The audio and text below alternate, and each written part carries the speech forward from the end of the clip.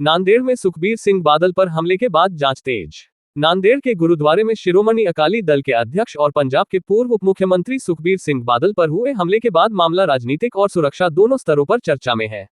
घटना के बाद आरोपी को गिरफ्तार किया गया था। अब उनकी पत्नी एवं सांसद हरसिमरत कौर बादल ने केंद्रीय गृह मंत्रालय को पत्र लिखकर मामले की जांच राष्ट्रीय जांच एजेंसी नियत से कराने की मांग की है।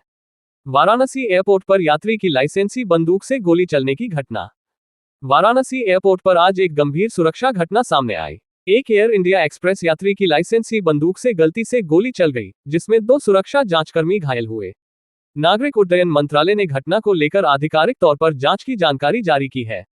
एलपीजी को लेकर केंद्र सरकार का बड़ा कदम।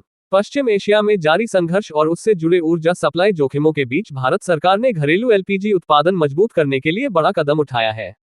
सरकार ने सरकारी और निजी क्षेत्र की रिफाइनरियों तथा कंपनियों के लिए एलपीजी उत्पादन के लक्ष्य तय किए हैं। रॉयटर्स के अनुसार अधिकतम दैनिक उत्पादन लक्ष्य 63,810 मीट्रिक टन रखा गया है। इसका उद्देश्य घरेलू आपूर्ति और ऊर्जा सुरक्षा को मजबूत करना है। महाराष्ट्र में बारिश को लेकर अलर्ट। महाराष्ट्र में मानसून सक्रिय बना हुआ है। मौसम विभाग के पूर्वानुमान के अनुसार कई जिलों में बारिश की संभावना है और कुछ क्षेत्रों में भारी बारिश हो सकती है। आईएमडी के जिला पूर्वानुमान में पुणे घाट, कोल्हापुर घाट और सतारा घाट समेत कुछ क्षेत्रों में भारी बारिश की संभावना दर्ज की गई है। नागरिकों को स्थानीय प्रशासन और मौसम विभाग के अपडेट पर नजर रखने की सलाह दी जाती है। महाराष्ट्र में लेक लाडकी योजना में बदलाव। महाराष्ट्र सरकार ने लेक लाडकी योजना की प्रक्रिया को आसान करने की घोषणा की है। सरकार के अनुसार पात्र लाभार्थियों के लिए आवेदन प्रक्रिया को सरल बनाया गया है और ऑनलाइन आवेदन की सुविधा पर जोर दिया गया है।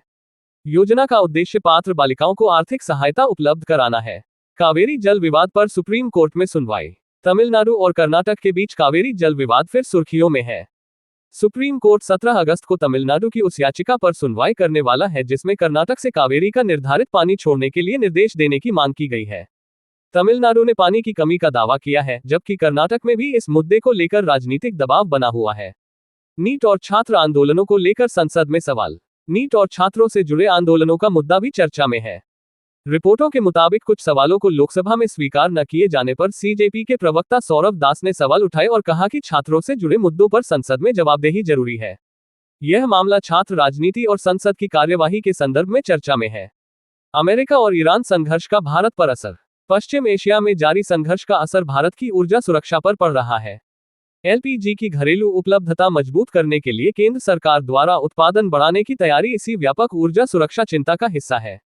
सरकार आयात पर जोखिम कम करने और घरेलू उत्पादन तथा भंडारण क्षमता को मजबूत करने पर जोर दे रही है।